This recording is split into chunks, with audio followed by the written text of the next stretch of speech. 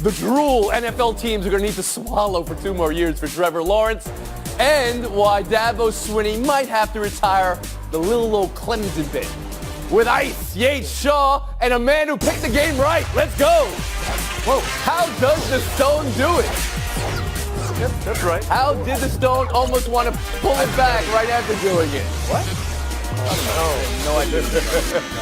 Every pick for this game, every pick. Some had Clemson close. Some had Clemson close and immediately regretted it during the commercial break. Clemson. Am I crazy? People had Alabama big. People had Alabama small. Did anybody have the beatdown thrashing that we saw? And there was defense too. 44-16 wasn't that close. Saban flummoxed like we've never seen Saban flummox before. Trevor Lawrence. I mean, it is Trevor Lawrence's world right now. And it's Dabo Swinney's universe right now. Blackistone, you're riding high with 2 points, although I did take those points back because you tried to walk back your pick during that commercial break. Tim Kalishaw, did last night tectonically shift the college football landscape? This was a seismic shift, Tony. We've spent years exalting Saban, exalting Alabama, rightfully so, as the greatest of this era and maybe the greatest of all time with those 5 championships they've put together. But now you kind of step back and look at the last 4 years.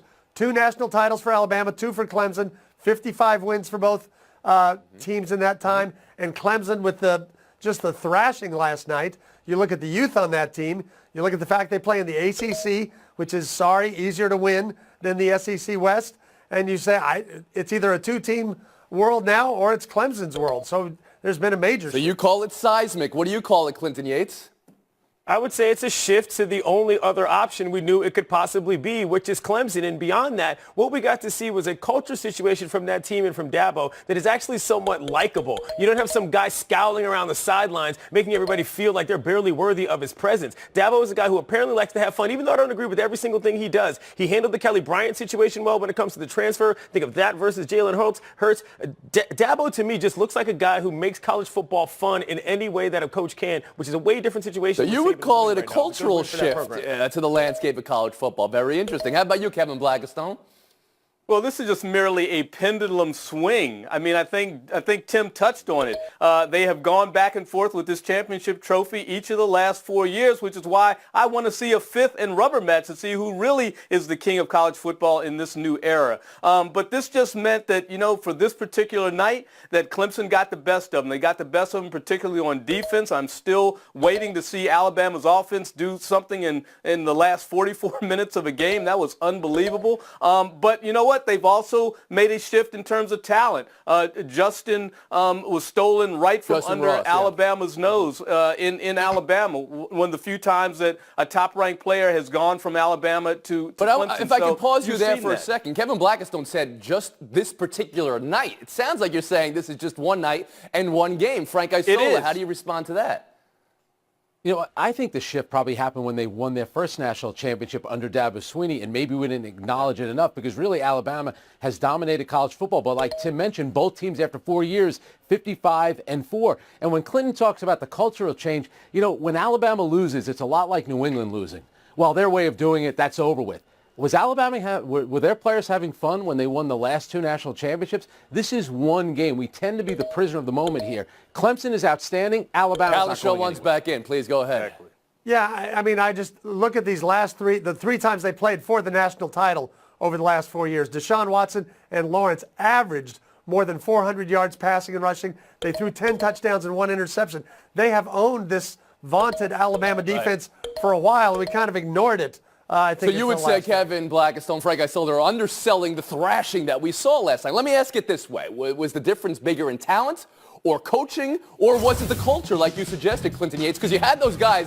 I mean, it was so great after the game. The guys taking the microphone from Reese Davis and recruiting West Coast players. I mean, I think that's what you're getting to with the whole culture thing. Please go ahead. If you want to come to a program where you got to worry about your coach, all up in the locker room, dancing, come to Death Valley. Go ahead, Clinton Yates. What was the biggest difference last night in the domination that we saw? I think the biggest difference was that the talent led to the coaching disparity being extremely wide at this point. I mean, listen, Saban doing that fake kick, Everybody in America knows that you're going to try to fake that. You know, so you're not going to nail a 40-yarder when you passed up a 25-yarder earlier, and you're not going to have a freshman quarterback knocking down the best defensive lineman in the country to try to get through to that. So if you're making Saban make decisions like that, you know that you've got a talent situation that forced him to be in a position where he looked foolish. He's arguing on the sidelines with his guys. Dabo got a great game out of his players that made it easier for him to do, and as a result, he made Saban look like a much worse coach. When you're thinking about it, you said one particular night. Fine. This one particular night, did you see a disparity in talent? Did you see a disparity in coaching and scheme? Did you see a disparity in culture? The disparity was in coaching and in scheme. I mean, I think that these two teams, they get the best talent in the country. I don't think anybody would dispute that. But Brent Venables, the defensive coordinator for Clemson, is a major difference between these two teams right now. And Clemson is very fortunate to have him. I used to cover him when he was at Oklahoma and winning a championship up there in 2000 for Bob Stoops. Very fortunate to have him because everybody wants this guy to coach their team. But he is very comfortable making $11.6 million over 5 years, his new contract they just signed with Clemson, to stay there as an assistant coach and just dial up his defense. How many programs can offer a coordinator that type of money? Frank Isola, the difference last night, was it about scheme? Was it about players and talent? Was it about culture? I think it's all of it. I'm not going to buy the culture thing, but I will say this. Look at the quarterback, running back, wide receiver, Lawrence, Etienne, and Ross. Who has those type of players? All three of them look like they're NFL players. And by the way, all three will be back next season. It's funny. The fake field goal in this game was somewhat reminiscent of the fake punt that Georgia had in the SEC championship game. Yep. Completely backfired. Clemson was waiting for it. This was an awful game by Alabama. That's the shocking thing.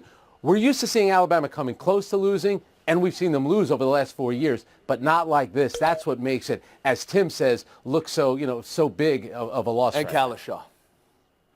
I think it's a little bit Venables. I'd give KB another point for that in his quest for 300 wins. But I think it's mostly talent because when you look at this game, which quarterback are NFL teams drooling over today? It's not the guy in Alabama. Lawrence is great. We already mentioned Justin Ross, the freshman who left Alabama, and he had 12 catches, 300 yards against Notre Dame and Alabama in the two playoff games. They have great talent. Their defensive front completely destroyed Alabama's offensive line. So I can't not notice the talent. Well, let's see if you can not notice the history that was set last night, Tim Kalishaw. You know the other team that went 15-0?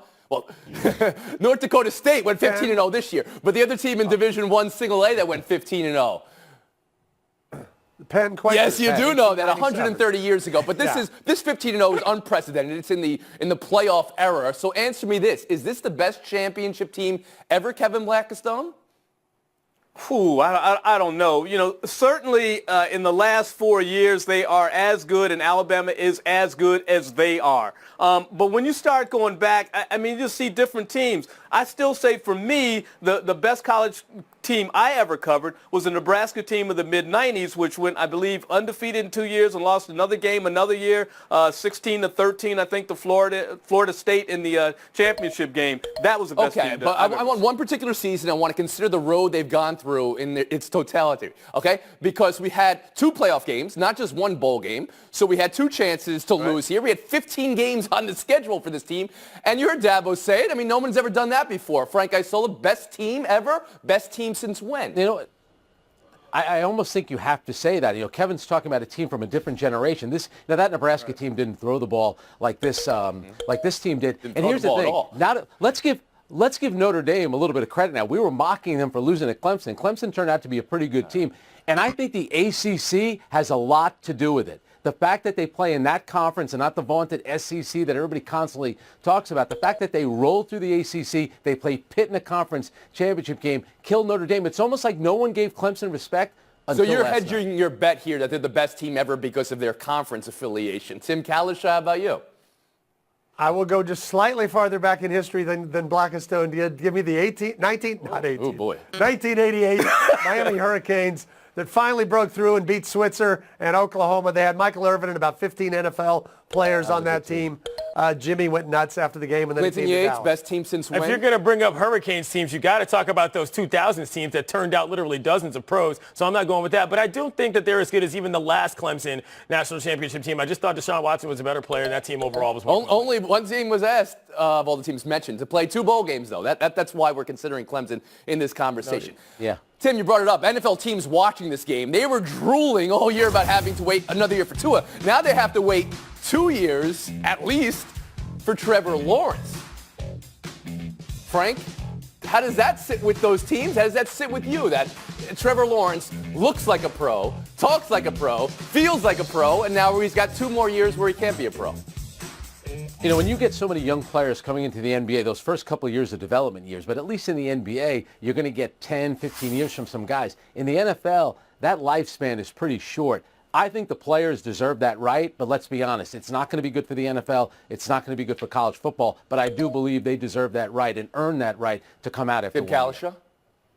As great as he looked last night, and people will be drooling over him, he's going to be a lot better, more polished, more physically ready for the NFL in 2 more seasons. So it'll be fun to see which teams tank in 2020 to try to get Or it. in 2019, and just start tanking now, just get the tank rolling. Right, Clinton Yates. How do you put it all together that Trevor Lawrence looked like he did as a true freshman? I'm fascinated to see how this goes because typically who we talk about might come out early for the NFL are skill position guys on the outside and or guys that are big, strong players in the middle. For a quarterback with a look like him, for people to consider pro ready from a size standpoint and a presentation standpoint, will change the conversation about what people think is fair in terms of whether or not they should be able to go to the Kevin league. Blackistone. Well, I don't think his appearance should just change the conversation about what's fair. I mean, what's fair is if you have market value, you should be able to cash it in just like everybody else in the college game. All right, we've been horned. We'll move on. Buy or sell next. Did you guys see Christian Wilkins, by the way, on the way out? He gave Dabo Swinney a wet willy while he was accepting the trophy. Can you imagine Underrated any other Frank coach move, the wet willy. getting that Underrated. and not freaking out? Saban. This is actually what Dabo did to Saban in the game, though. We'll be back in 2 minutes. Not a fan. Around the Horn is brought to you by Expedia. Everything you need to go.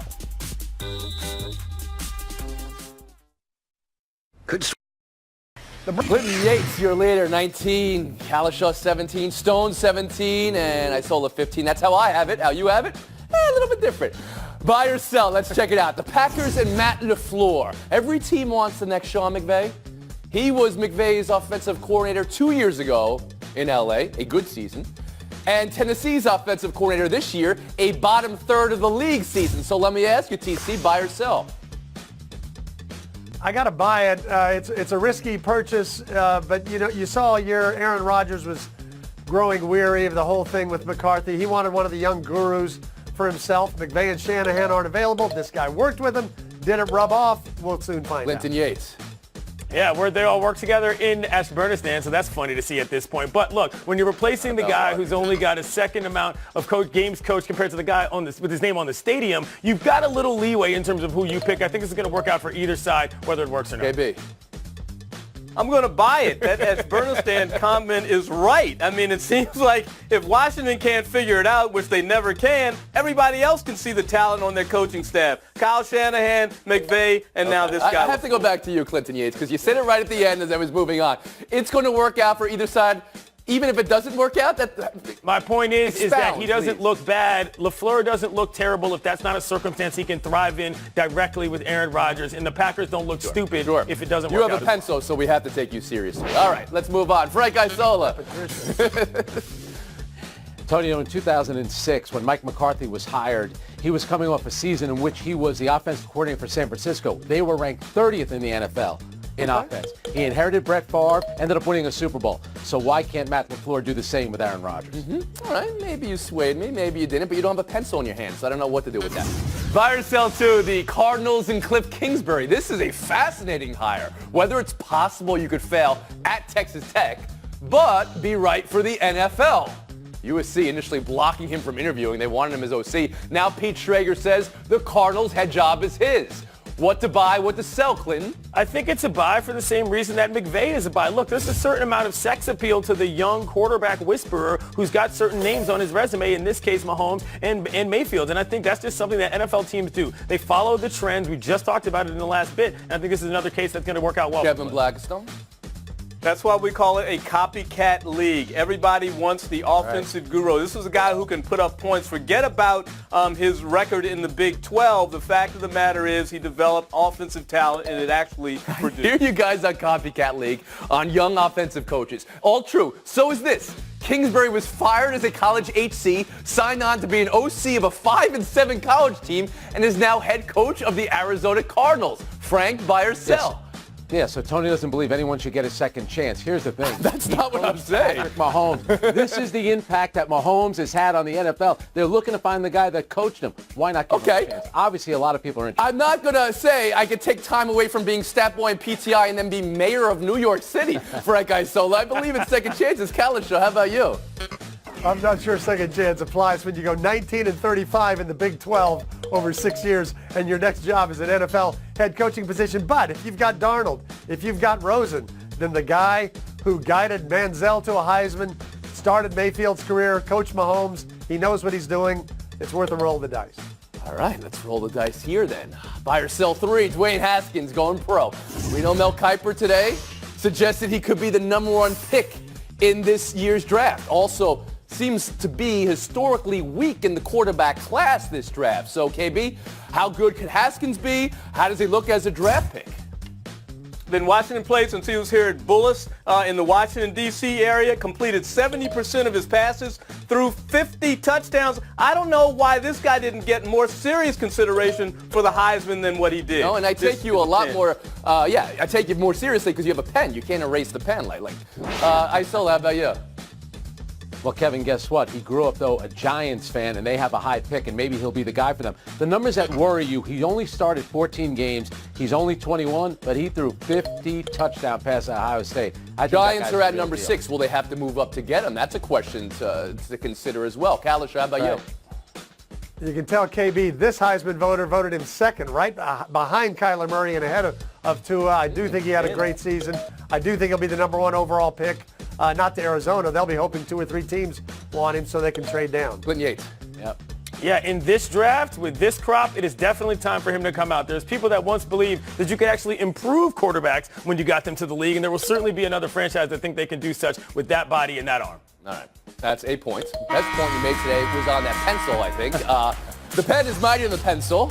That's it for Yates. That's it for Isola. Look at that. Is that one of those astronaut pens, Blackstone? Can you write upside down with it? Oh, it is. Oh, Take the pen. Take the pen. Blackstone, Kalisha. Just like they used to get it on at the Dallas Morning News. And Showdown next. Boy.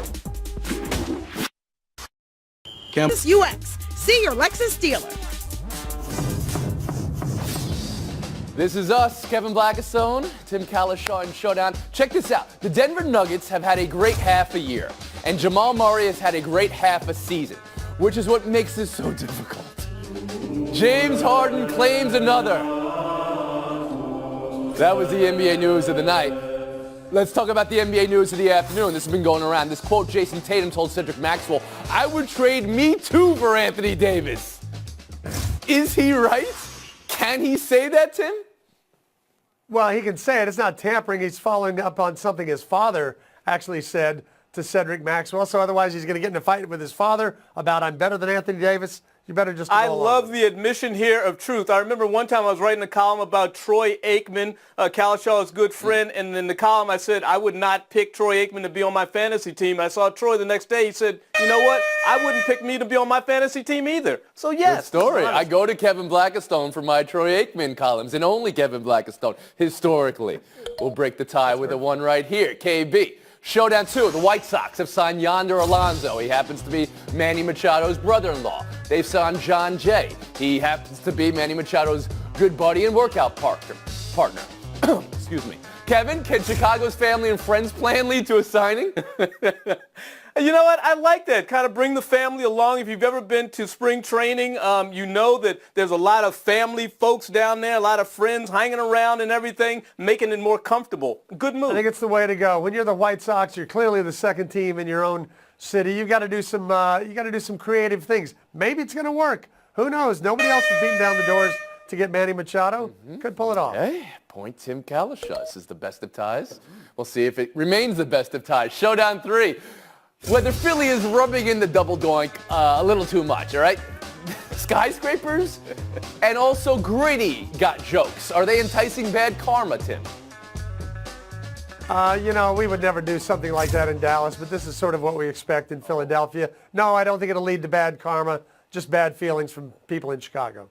This is hilarious. You know what? They are living in the moment. You got to look at all the work that was put into that, not only with the top of the skyscraper, but how about Gritty making that kick in that uniform? Yeah. That's amazing.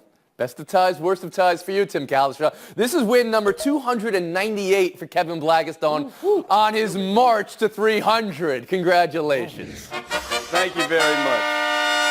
And one of the best sports stories you may not have paid attention to over the weekend, Polyana Viana, the Brazilian UFC strawweight fighter, had another knockout. A guy tried to rob her with a paper gun. She didn't know that until afterwards, but she said when she realized what was going on, she gave the dude 2 punches, a kick, and then put him in a rear naked choke and just held him there until the police got there. Way to go. There you go. Rear naked choke. That's exactly what you did to the panel today. Because you got the Clemson pick right, even though you tried to walk it back immediately after. 23.5 hour break.